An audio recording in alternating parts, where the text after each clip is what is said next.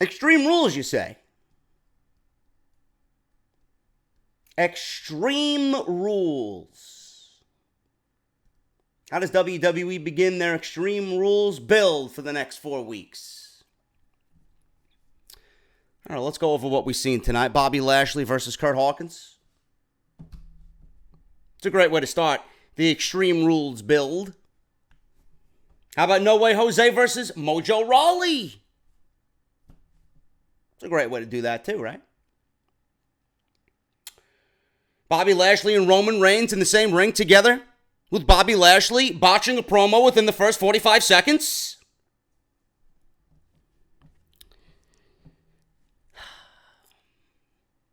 The Extreme Rules weekend will be made because Off the Script will be in Pittsburgh, Pennsylvania. I will be there with Brian Ghoulish and Wrestle Rumble, and we will be drinking our hearts away in hopes that one of those beverages actually makes us look at Extreme Rules and say, hey, this was a decent show. This Monday Night Raw was completely fucking lifeless. It's as if they put no effort into Monday Night Raw. It's like they went to the hotel room and Vince McMahon was like, yeah, we'll take the night off. We had a great pay-per-view, ladies and gentlemen. We'll take the night off. In Grand Rapids, Michigan, of all fucking places.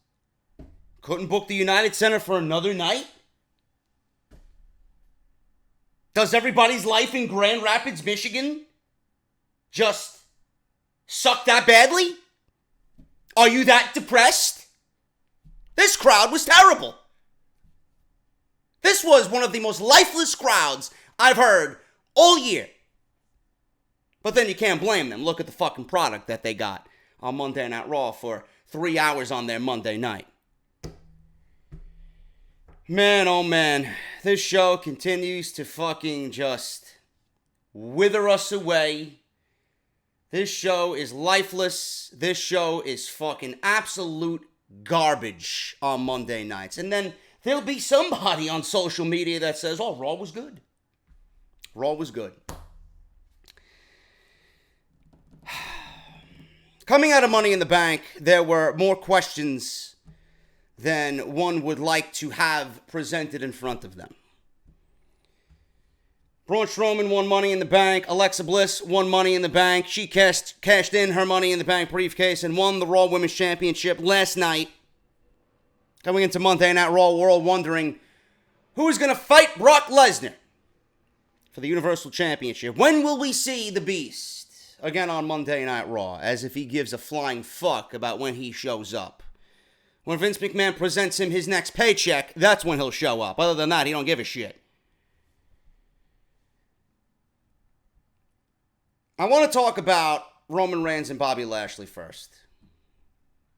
I don't know why I want to talk about this because it was completely god-awful. This was a train wreck waiting to happen. Waiting to happen. Do I have the promo queued up? I certainly fucking hope so. Yes, I do. Ladies and gentlemen, there was a report about Charles Robinson, WWE senior official, who said that Chicago was disrespectful towards Roman Reigns and Jinder Mahal because of their match in Chicago. That WWE was angry and the officials backstage were angry and it was clear, blatant disrespect to Roman and Jinder. They put a lot of effort into the match and that's how they get treated. Mr. Robinson, I'd like to one-up you and say, how about us, the fans, and how we were treated tonight? You know, it works both ways, motherfucker. It works both ways. You want to know why Roman gets disrespected the way that he does? It's because WWE refuses to listen. And I go over this in depth, the best that I can, on Off the Script tomorrow.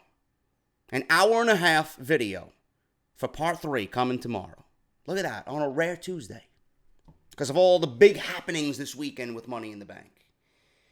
This Bobby Lashley and Roman Reigns segment was disrespectful to everybody watching it. It was downright embarrassing. First of all, enough of the fucking management holding him down. They keep reiterating the same fucking shit, and it becomes more and more ridiculous every time you hear it. There's been no one in that company that has received more opportunity than Roman Reigns. How are we to believe the man is being held down by management? And then he blatantly lies. I know what you need, Kurt. You need a Universal Champion that will defend the title every single week. Are you fucking kidding me? So you're blatantly going to lie to everybody watching at home and everybody sitting in the arena. You're really going to defend the Universal Championship every fucking week. I don't know why that was said. And then before he even utters the next ridiculous statement out of his mouth, Bobby Trashley comes from the back. He's here to dominate everybody. He's here to dominate WWE. He certainly didn't dominate the fucking promo tonight on Monday Night Raw.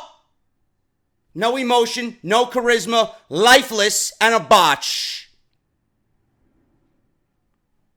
I'm supposed to look at these two guys, and then Kurt Angle says, there's going to be a multi-man match at Extreme Rules like I haven't seen that one before. And you two are going to be two of the participants in this multi-man match. What a way to get me excited to go to Pittsburgh. Roman Reigns and Bobby Lashley in the main event. Can someone please explain to me why Roman Reigns is still harping on the fact that he is the uncrowned Universal Champion? He was beaten. He's taken L's. And now all of a sudden, you beat Jinder Mahal at Money in the Bank, and now you want to proclaim yourself a shot at Brock Lesnar? It doesn't work that way. Doesn't work that way, man. Bobby Lashley, what the fuck has he done to have any balls to come out in that moment and ask for a title opportunity? I couldn't have asked for two worse individuals to go one-on-one verbally about who has the right to fight Brock Lesnar. It was so bad, I'm going to play it for everybody right now, because if you did not watch Monday Night Raw, I want you all to suffer the same fate that we all had to listening to this garbage. And when you hear these two speak, you're going to wonder why WWE gets disrespected by fans in Chicago and in cities that actually have a brain because of the shit that they give us, and it's not the way they expect it to turn out. Kurt Angle reveals how Brock Lesnar's next challenger will be decided. You might as well pick fucking names out of a hat. You'd have a better chance of finding a better opponent than these two fucking clowns. I spoke to the Raw Commissioner, Stephanie McMahon, and she informed me that WWE officials have made an agreement as to when Brock Lesnar would defend the Universal Championship next. The question is, who will it be against? There we go. I want to pause it right here. Are you feeling the same way I am about Kurt Angle? Does he have a speech issue? Does he sound unenthused and robotic and just overly corporate? There's no oomph to his verbal presentation. You see how I have verbal presentation? You see how I have charisma? Why can't we get that from a fucking commissioner or a general manager on Monday Night Raw? Everything is so lifeless on this show. Then I gotta have this fucking clown come out and just completely just issue a train wreck for the remainder of the segment. Here comes the big dog. Oh my God. I don't know, 20 seconds? I would have liked to hear Kurt Angle announce when we're going to see Lesnar defend. Oh my God.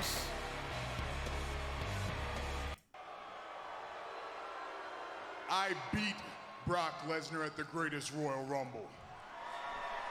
I know it, he knows it, you know it, we all know it. I don't know anything. I don't know what the fuck he's talking about. Uncrowned Universal Champion. And it's no secret, you seem to be having a few problems running Raw. So I would think a full-time champion that defends every single Monday night of the year would help you out a great deal, Kurt. Sure. Blatantly lying to Kurt Angle and everybody listening, because that's never going to happen. Huh? Even before I was in the WWE, I watched you bang your head against the wall for 3 years trying to beat Brock Lesnar. Roman, you don't have what it takes to finish the job. Oh, is that right? Oh, that's right, big dog. This may be your yard, but I've been trying to get my hands on Brock Lesnar ever since you were a little pup. So why don't you step aside and let somebody that can beat Brock. You can't even cut a promo correctly. You're going to stand in the fucking ring with Brock Lesnar? Brock. And I can also beat you. All right, Yeah, because that's exactly what I want to see. Listen, you're both deserving of facing Brock Lesnar. But so are others. Yeah, So here's what we're going to do. you got that right. Who faces Brock Lesnar next is the one who wins the multi-person match in Extreme Rules. I will make an announcement of the superstars at a later date, but you two will be two of those superstars. Wow. Wow. Now,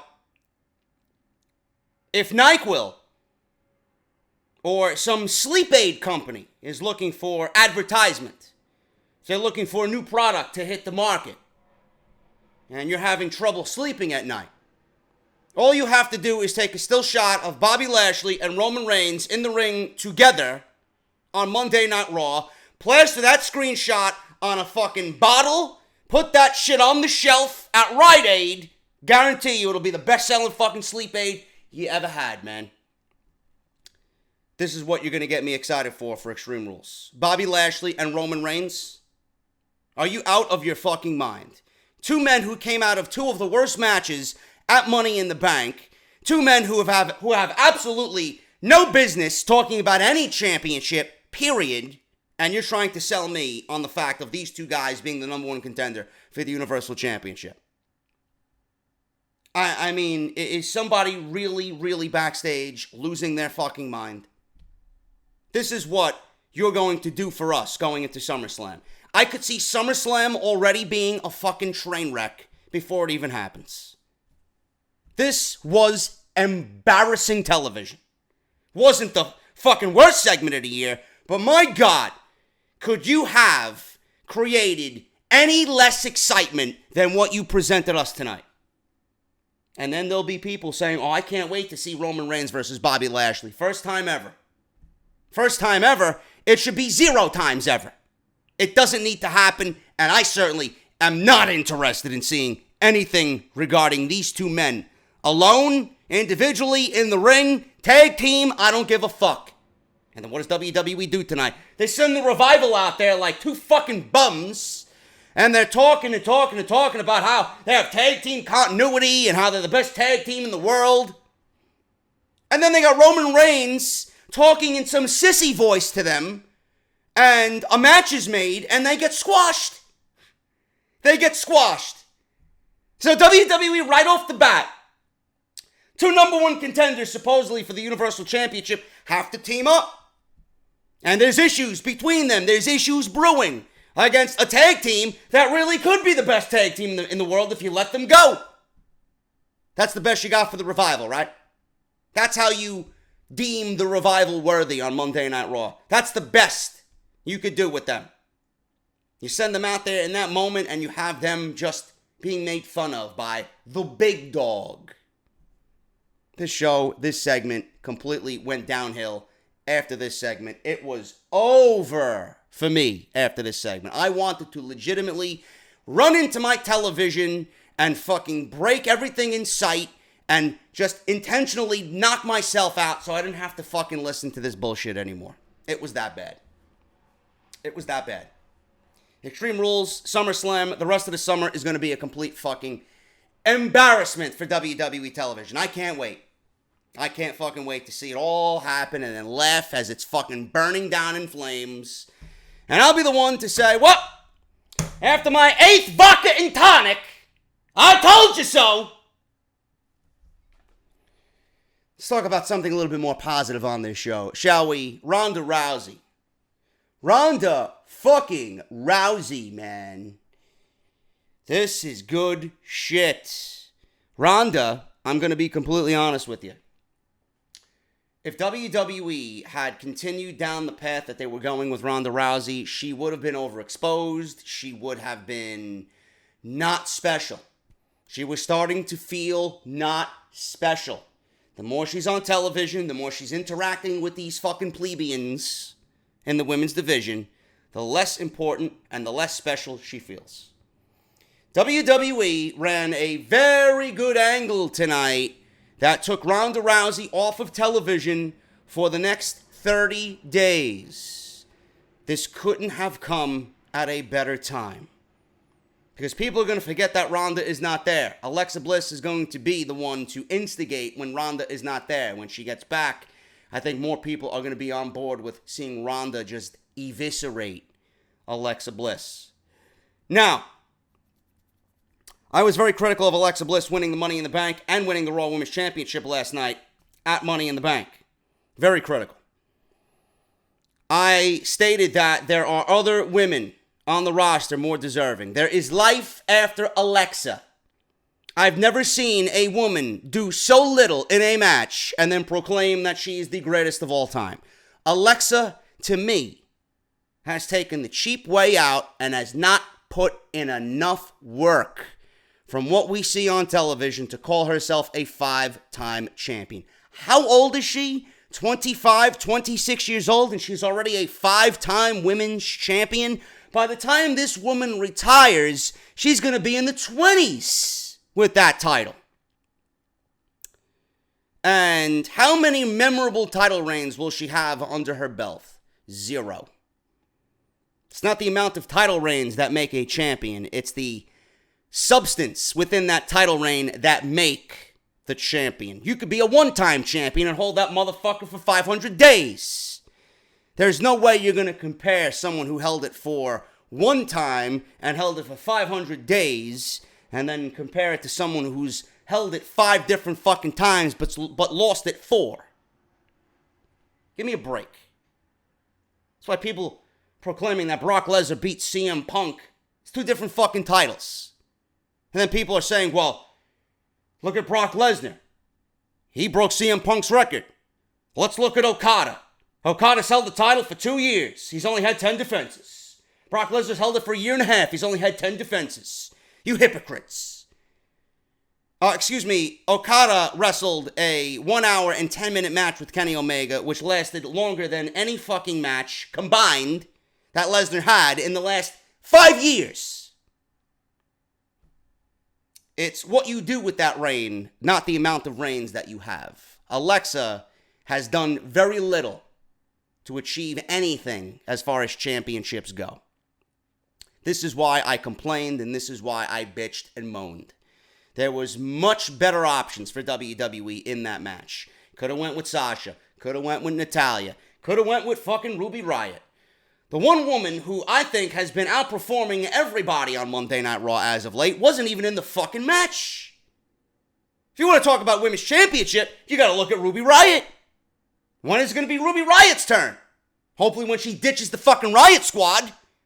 But you can't compare the body of work of Ruby Riott and Alexa Bliss. What has Alexa Bliss done to get a championship? Oh, JD, it's within the bounds of Money in the Bank, man.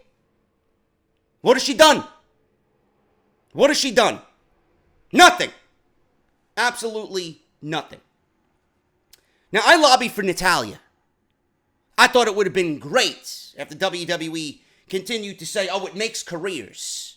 Yeah, it makes careers. It could have made the career of one woman, but WWE wanted to do rinse and repeat. But I will say this. Now, some people might not agree with me here, but I can understand the logic if you're a WWE hack. I can understand the logic if you're a WWE creative writer. Everybody in that match right? Sasha isn't a heel.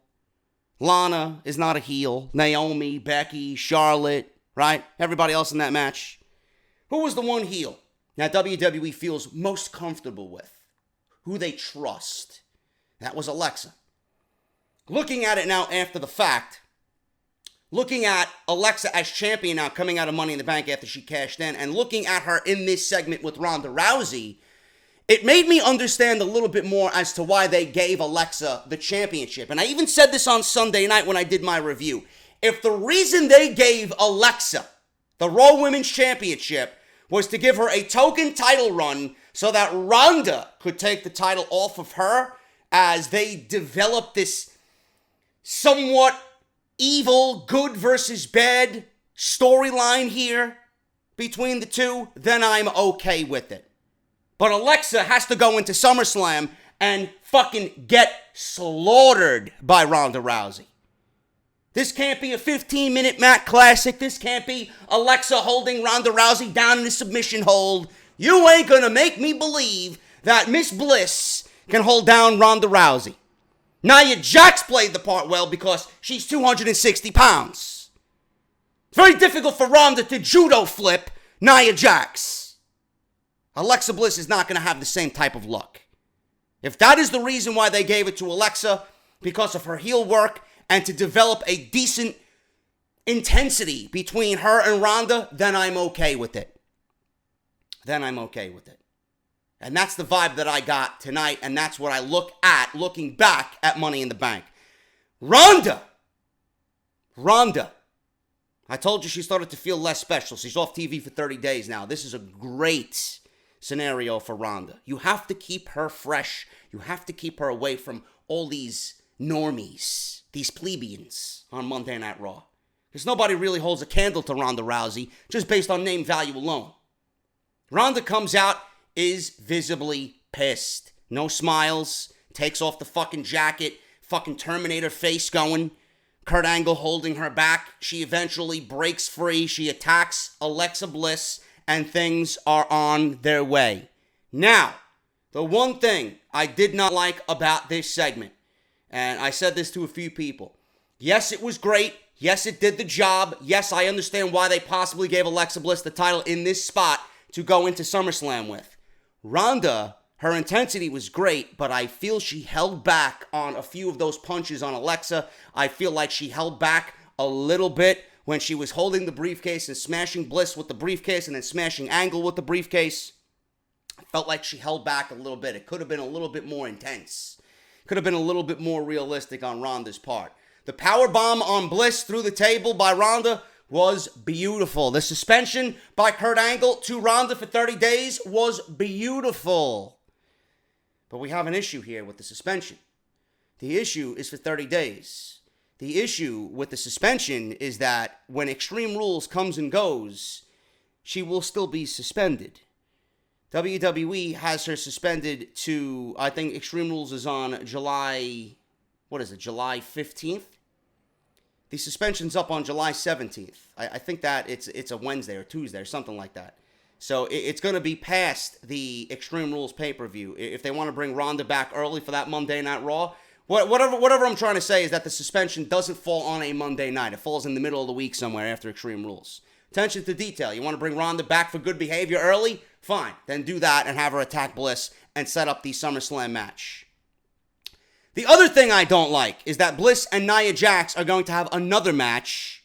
That means we get to see it at WrestleMania, Backlash, and at Extreme Rules. Wow! Aren't we fucking lucky, guys? We hit the jackpot!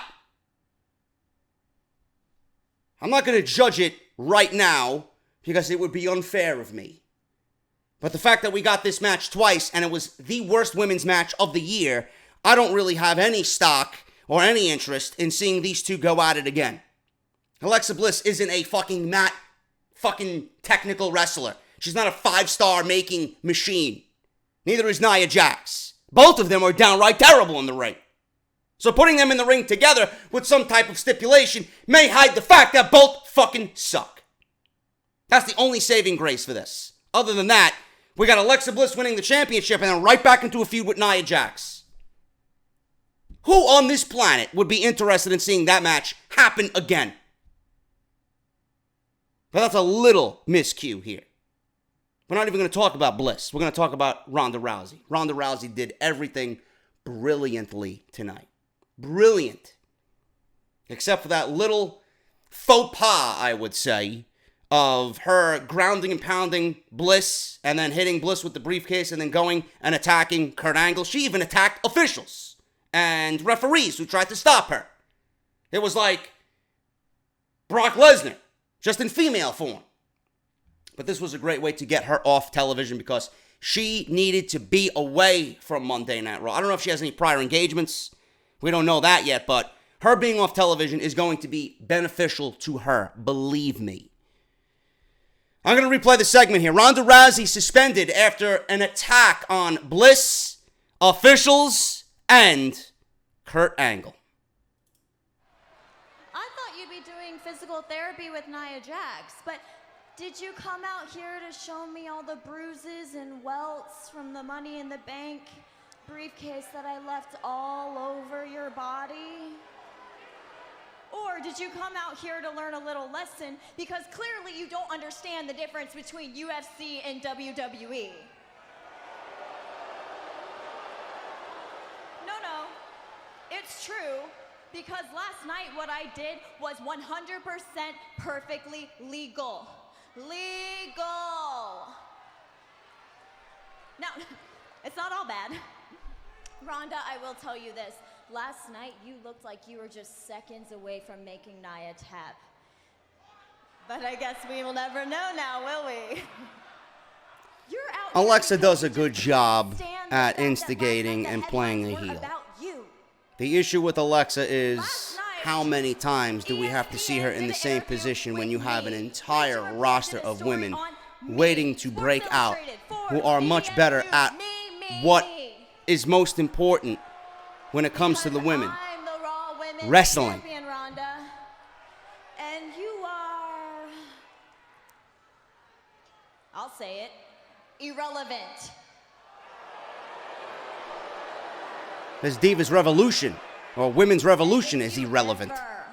Won a championship. Feels like a Divas Revolution. Back of the line, you overhyped rookie.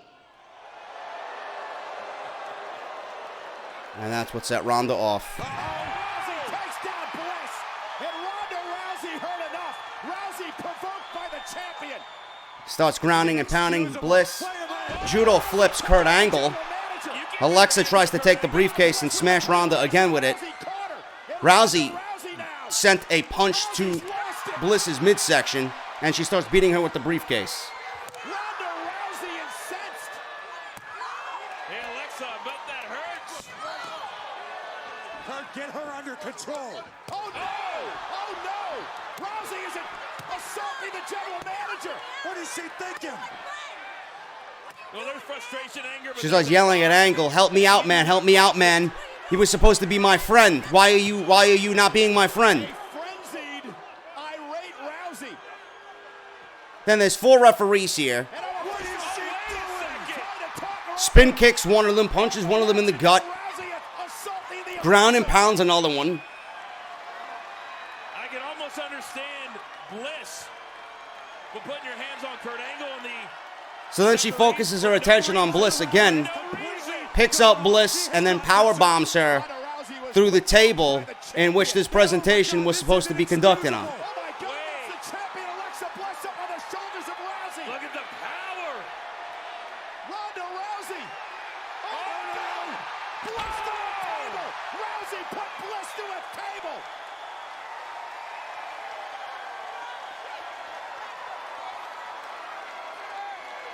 That was a great segment and a great way to get Ronda off of television. We won't see her for the next 30 days. Alexa can do her thing with Nia Jax at Extreme Rules. Hopefully it doesn't completely stink up the entire show. And then we could get Alexa Bliss and Ronda Rousey at SummerSlam, and Ronda can become the Raw Women's Champion, and we can be off to the races. Ronda can bring some type of legitimacy to the women's division, because after what we've seen at Money in the Bank, I am all in on Ronda Rousey. I am all in. There should be no doubters about Ronda anymore. She's not perfect, but she will continue to get better, And all of those little mistakes that we see her doing, they definitely should not even come into play with what we are talking about when it comes to Ronda and her performance. It's silly to pin her on some small mistakes when we know that those mistakes are going to be corrected. I'm all in on Ronda. I am not going to doubt Ronda again. WrestleMania was the first step. Her first singles match against Nia Jax, of all fucking people on this roster, and it ended up being much better than anybody on this planet expected it to be. Nobody should ever doubt Ronda again. And when it comes SummerSlam, she needs to beat Bliss for that title, and we need to get Bliss away from that championship for a very long time, and Ronda brings some legitimacy to the Raw Women's Division. And we start getting others involved with Ronda, helping her out, making her better, their stocks being raised just by being in the ring with Ronda, so on and so forth. Hopefully WWE has a plan for this, and I hope it works out the way I'm explaining it to you at SummerSlam. The other big thing tonight, Seth Rollins and the Intercontinental Championship. He issued an Intercontinental Championship Open Challenge. It was teased that Drew McIntyre was going to fight Seth Rollins. It ended up being Dolph Ziggler. I have no problem with that whatsoever. Dolph Ziggler and Seth Rollins, to me, I said it on Twitter, felt fresh. Ziggler back on Raw. He's got a new lease on life with McIntyre. The way Rollins has been performing as of late, I would love to see these two mix it up again, and it definitely felt fresh. A match with McIntyre could be a dream match waiting to happen, but I see that happening down the line for something a little bit bigger than the Intercontinental Championship. I think that's going to happen possibly for the Universal Championship, and it's too soon for that to happen on a episode of Monday Night Raw in Grand Rapids, Michigan.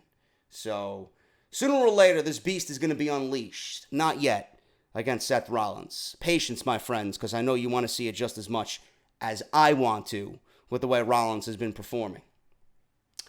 Dolph Ziggler won the Intercontinental Championship tonight, and I really don't understand why. This is one of the more perplexing things in WWE, and it goes to show you that I honestly think they don't have a fucking clue as to what they are doing. Now, I only have a few thoughts on this because I really can't pinpoint what they're going for here. Ziggler wins the title. Ziggler wins the IC title for the 5th time.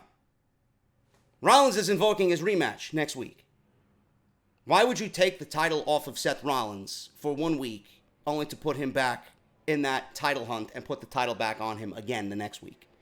It makes absolutely no sense. Why would you kill Dolph Ziggler's momentum by having him beat Rollins pretty much tonight clean? There was a slight interference, but there was no physicality thrown by Drew McIntyre. It was just something that happened, and he was distracted for a little bit. The majority of the match and the outcome was semi-clean. Why would you take the title off of Rollins to merely put it back on him only a week later? That makes absolutely no sense. And on a guy like Dolph Ziggler, who's already in a thing with Drew McIntyre, you don't want to kind of stun their momentum. So you already did the deed. Ziggler's the champion. Now you got to live with Ziggler as the champion. At least at this point, when Ziggler won the Intercontinental Championship, the title has been elevated because of Seth Rollins. Seth Rollins made it his thing to be the Intercontinental Champion. Now Ziggler took that title away from him, and you can see how Rollins desperately wants it back, that he's invoking the rematch clause already next week. And how he says that he lost a step. You know? It happens. But I will get my Intercontinental Championship back. He's making it all about the championship. He's not making it about beating Dolph Ziggler. He's making it about, I will get my championship back. Yes, I have an uphill battle with Drew McIntyre and Dolph Ziggler. It's a 2-on-1 situation. But he's making it all about the title. That is a key in this entire thing. I would not take the title off of Dolph Ziggler next week. I would not. I would not. What I am concerned about is, if they wanted to take the title off of Seth Rollins, why didn't they do that at Money in the Bank? Why didn't they take the title off of Seth Rollins if this is what they wanted to do? If this is what they wanted to do, why didn't they take the title off of Seth Rollins at Money in the Bank and put it on Elias? Why put it on Dolph Ziggler of all fucking people? Now you want to put it on Dolph Ziggler? Now, years after this guy has become irrelevant, now you want to put the fucking title on him. How many people legitimately care about Dolph Ziggler now? Legitimately. Not many. The only reason why you care about him is because he's paired with Drew McIntyre. If he wasn't paired with Drew McIntyre, you wouldn't give two fucks about him. That's the only thing I don't understand here. Elias should have been the one fucking person you had in mind for the Intercontinental title. And after the match that he gave you last night, it would have been a huge feather in the cap to beat Rollins clean. No matter what story you wanted to tell, the knee, the neck, you put it on Dolph Ziggler after all these years when he doesn't really mean anything to anybody anymore. My other thing with this is WWE taking the title off of Rollins, and are they going to put him in this multi-man match at Extreme Rules? Because by the looks of it, Elias called out Brock Lesnar tonight. Is he going to be in that multi-man match? If Elias is in that match, then it makes no sense to not have Rollins in there. So Elias lost an IC title match. He calls out Lesnar, gets included in this multi-man match. You're not going to have this match with Seth Rollins? This is a collection of top talent to challenge Brock Lesnar. If Rollins is not there at all, then you ain't doing your fucking job. Especially over guys like fucking Roman Reigns and Bobby Lashley, of all guys.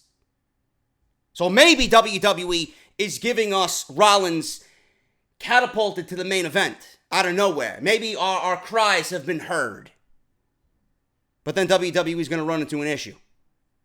Reigns, Lashley, Elias, probably a Finn Balor, Bobby Roode, Kevin Owens, whoever the fuck they want to put in this match. Then you're going to include Seth Rollins in that? Of all those guys, who the fuck do you think Pittsburgh is going to want to win?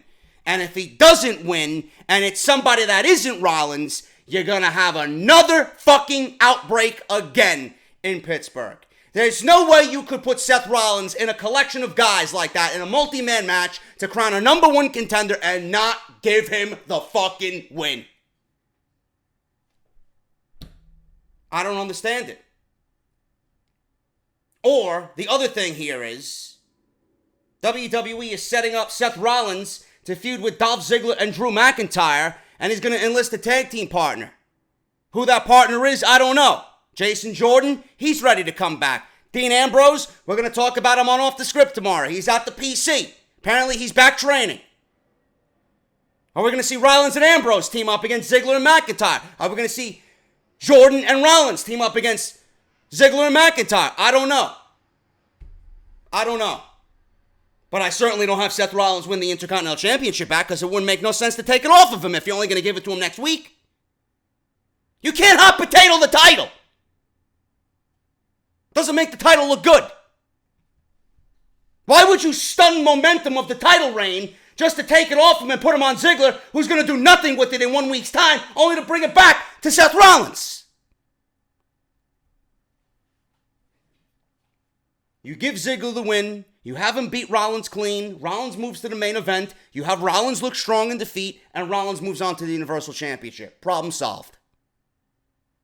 If anything but that happens, company's clueless. Company's clueless. Sasha Banks and Bayley. Another tag team match with the Riot Squad. How many combinations of the Riot Squad are we going to get out of this fucking feud against Bayley and Sasha? Looks like it's only going to be one. If that was the best that WWE had for Bayley and Sasha and their heel turn, or her heel turn rather, my God, are you the most uncreative fucks I have ever seen. WWE has had so many opportunities presented to them to turn this woman, Banks, heel. Elimination Chamber. Before Monday Night Raw. Fucking countless other times before that. And WWE picks a Monday Night Raw in June in Grand Rapids, Michigan, to have Bayley shoved by Sasha Banks. And for Sasha to say, I don't want anything to do with you, and I don't want to be your friend anymore. Where's it going to go? No, but Alexa Bliss as champion is where you want to go, though, in a match with Nia Jax. Where is this going? Is this leading to Sasha versus Bayley in an Extreme Rules match in July? What is it going to mean by then? Why should I care? It started good. You didn't give me the feud with the title. Nobody cared. You stopped it. Now you're starting it again. For what? For what? Because you can't beat the Riot Squad? Forgive me if I don't care. When you present characters in front of Bayley and Sasha as they're tearing themselves apart, forgive me for not caring. It really makes no sense. I don't even care anymore. You had so many opportunities to do the right thing, but this is WWE we're talking about. Do they ever do the right thing? No, they don't. That was a terrible heel turn, if that, for Sasha Banks, if that was it. But we found out that Bayley's got a good throwing arm. She could throw a bottle of water at a moving car rather quickly. I think the highlight of the night, to be honest with you, is what I'm about to play for you here. Man, oh man. Brother Bo Wyatt, and Woken Curtis Axel, the B team, imitating the leaders of worlds. This was probably the best part of Monday Night Raw, and I mean that wholeheartedly. I laughed out loud when I seen this fucking shit. His brother, Bo, I mean, obviously they're brothers, and he should do a great imitation of him regardless, but this was fucking, he nailed it out of the park. Nailed it out of the park. Listen to this.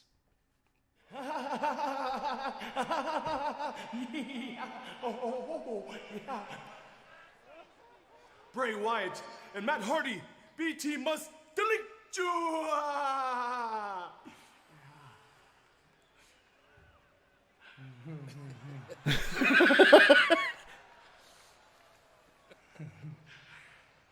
Matt Hardy. We are destined to dance in the shadow and float on through space and time. And they show Bray is fucking smiling in the ring. You're not gonna like very much, no. The announcers are laughing. Things like what does he say here? Let me rewind this. What does he say? all sorts of things like all sorts of things like JoJo's fat ass, man. Screw this. We're the B team. We're undefeated, and we're not scared of you, and we're coming for the tag team championships. Wait! That would be wonderful! Yeah! What are you talking about? What, man? I never break character. Yeah. You're right. We're the B team. Run!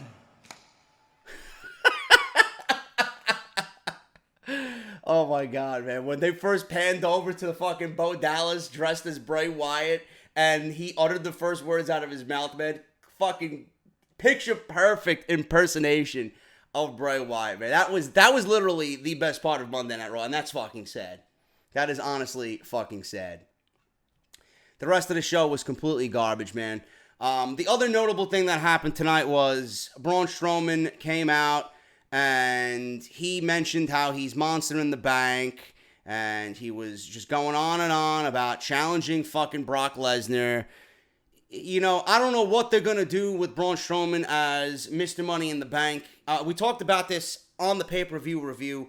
It's either going to happen one of two ways. One, the way that I pitched it, was Braun Strowman cashing in the same vein as RVD in 2006 against John Cena, which led to their match at One Night Stand. ECW One Night Stand at the Hammerstein Ballroom.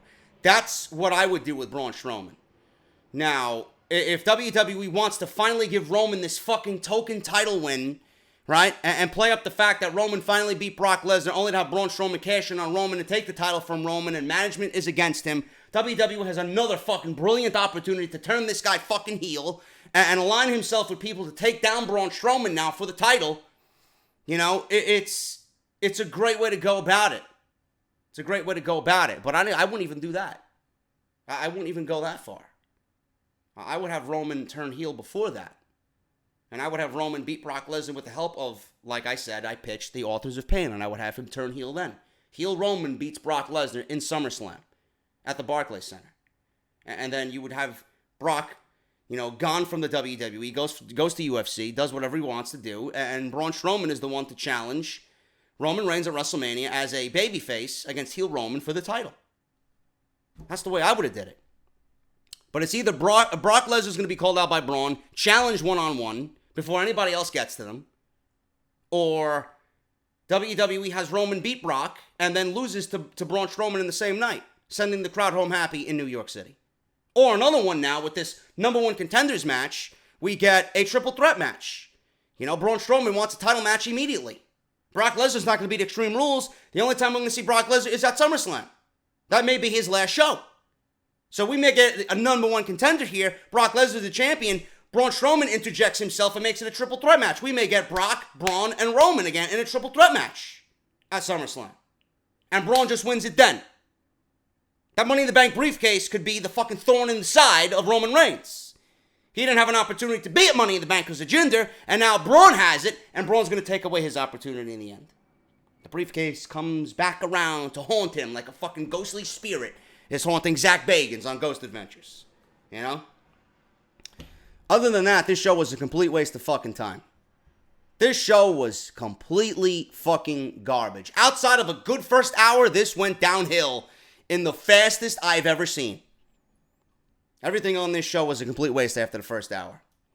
Ziggler won the IC title. We had interference from Drew McIntyre on the ring apron. Drew gets involved from the floor. Ziggler rolls up Rollins for a 2 count.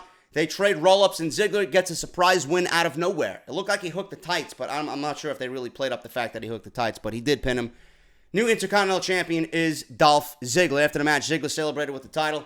Rollins is shocked as we go to replays, and they show what happened. McIntyre attacks from behind, and they double-team Rollins with that Claymore zigzag combination, and they leave Rollins laying.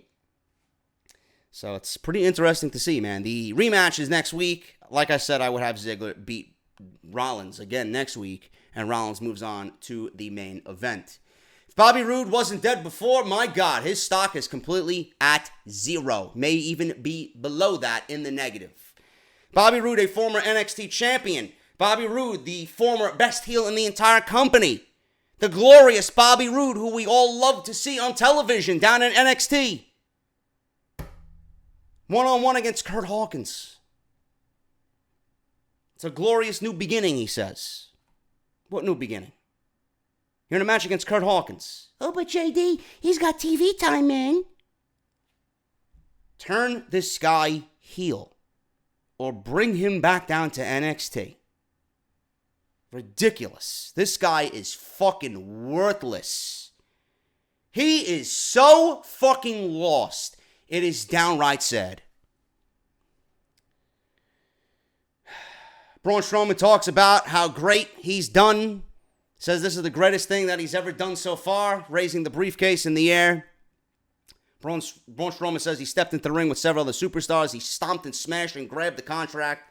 Braun says now all Brock Lesnar has to do is show up to his face. He will cash in the contract and become the new WWE Universal Champion.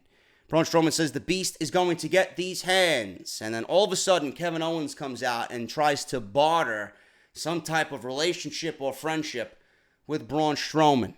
If you guys remember, Braun Strowman threw Kevin Owens off of the ladder at Money in the Bank, and he landed very hard down below. Very, very tall ladder. He landed some rubble and some tables down below. He comes out with kinesio tape on. He comes out with bandages on his arm. He's limping. Can't even get in the ring. He's yelling because he can't come through the ropes. Owens goes on and says maybe Braun can give him a title shot once he cashes in and wins it. Owens proposes a monster and man relationship to begin tonight. He can't get these hands because he's hurt, but all he wants right now is to shake Braun Strowman's hand. Owens extends his hand in friendship. Braun Strowman actually shakes it. Owens turns around to leave, but Braun Strowman won't let go of his hand. Braun pulls Owens close to him and lifts him up in a power slam, and Kevin Owens desperately tries to fight away, rolls out of the ring, and escapes up the ramp to the back and runs for his life. Kevin Owens seems to be completely directionless on Monday Night Raw. They have no idea what they're doing with him. It's like he's just there filling space. He has no real direction, and if he has direction, he ain't going this way, he's going this way. So I don't know what they're doing with Kevin Owens. It just honestly feels like he is just there to fill fucking air. And it's sad, because this guy was playing one of the best heel tandems on SmackDown Live going into WrestleMania, and now come to Monday Night Raw, where they all die. It's exactly what happened to Kevin Owens. He can join Bobby Roode in the graveyard of the former greats in this company. Completely fucking useless. Bray Wyatt and Matt Hardy beat Rhino and Heath Slater with their kiss of deletion. I mean, Rhino and Slater every fucking week. Different teams. Losses. I mean, there's no real surprise here. Again, just slots, timed out, time slots on television. That's all it is. Completely waste of time. Jinder Mahal versus Chad Gable. Jinder Mahal comes out and says that, you know, he may have lost to Roman Reigns, but he won the war. He says he won the war of self-improvement. Someone please tell me when he self-improves, because I don't see him self-improving ever. I don't see any improvement in Jinder Mahal whatsoever. And another liar on WWE television. This guy is fucking terrible. Chad Gable gets a jobber's entrance. Poor Chad Gable. He loses here. Jinder goes to Gable, hits him with the Colossus, covers for the win. It means nothing. It goes nowhere. Both guys are directionless. I wouldn't be surprised to see Jinder Mahal in the fucking multi-man match at Extreme Rules. I can't fucking wait. Sasha Banks and Bayley versus the Riot Squad. Obviously, Bayley and Sasha Banks scuffle with one another. We have Liv Morgan here in the ending of the match, missing a big stomp in the corner. Banks goes for the double knees in the corner, but Logan gets on the apron to distract. Bayley comes in out of nowhere, charges her. This distracts the referee because she's the illegal woman in the match. Logan then takes advantage behind the referee's back, rocks Banks while the referee is distracted by Bayley. This leads to Liv Morgan rolling up Banks for the win, and the Riot Squad get another cheap victory over Bayley and Sasha Banks. After the match, the Riot Squad celebrate. They leave the ringside area, and we have a face-off with Bayley and Sasha Banks in the middle of the ring, and Sasha shoves Bayley to the mat and walks out of the ring. I don't think at this point anybody cares. WWE with their stop and start storylines, really giving no importance to this and showing you how they really don't care about it, and it's kind of resonated with the fans in the same way. Nobody gives a shit about it. We have Bayley yelling at Sasha Banks in the back. There's a big brawl. It looked like some salami was thrown on Bayley. There was big red fucking solo cups that we played beer pong in that Sasha Banks threw on Bayley. Titus was very distraught in the corner. You didn't see it on camera. You know, he was there, just biting his nails and wondering if they were going to destroy anything else in the catering area. He just had presented macaroni and cheese. He was wondering if they were going to go head first into the macaroni and cheese because, Bo Dallas and Curtis Axel, they love that macaroni and cheese, man. They can't live without it. That's the only way that they're going to beat Matt Hardy and Bray Wyatt. They need that good full tummy of macaroni and cheese. What a fucking piss poor brawl this was. This is the best you got for Sasha Banks and Bayley on Monday Night Raw. And I'm supposed to care. You got Sasha Banks throwing salami on Bayley in a backstage brawl. And then Sasha Banks leaves the arena.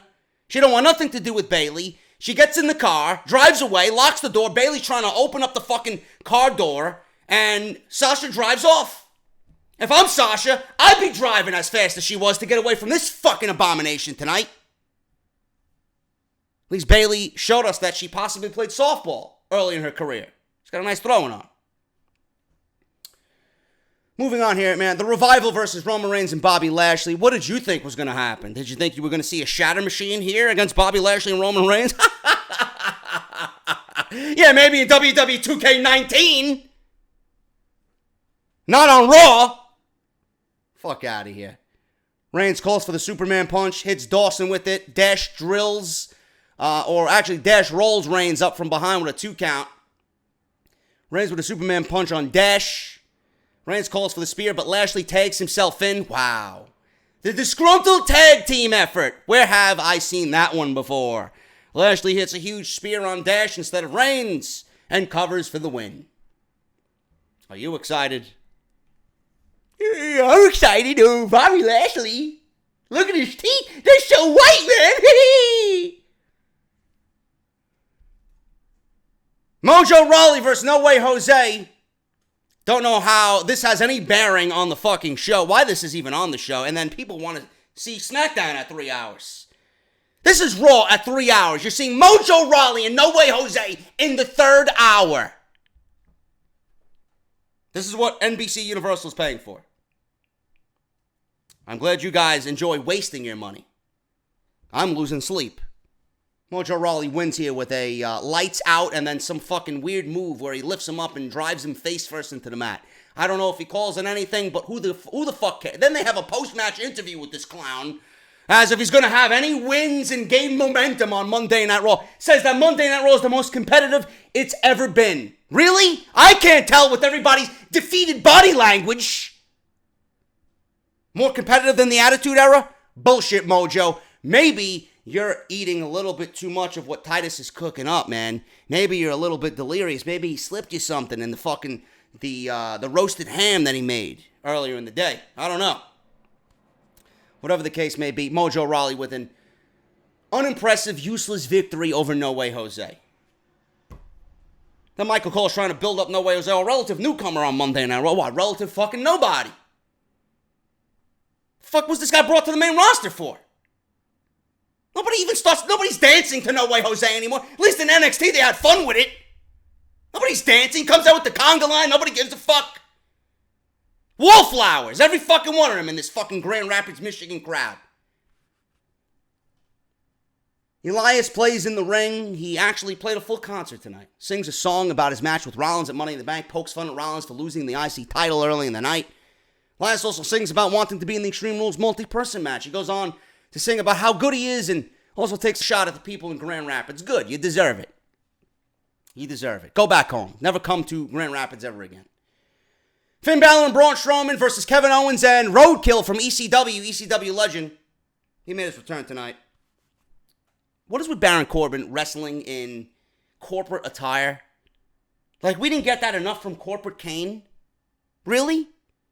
What happened to Baron Corbin, the tough guy wearing the ripped leather pants and looking all bikerish and heavy metalish? Now he's wearing fucking slacks and a button-up dress shirt?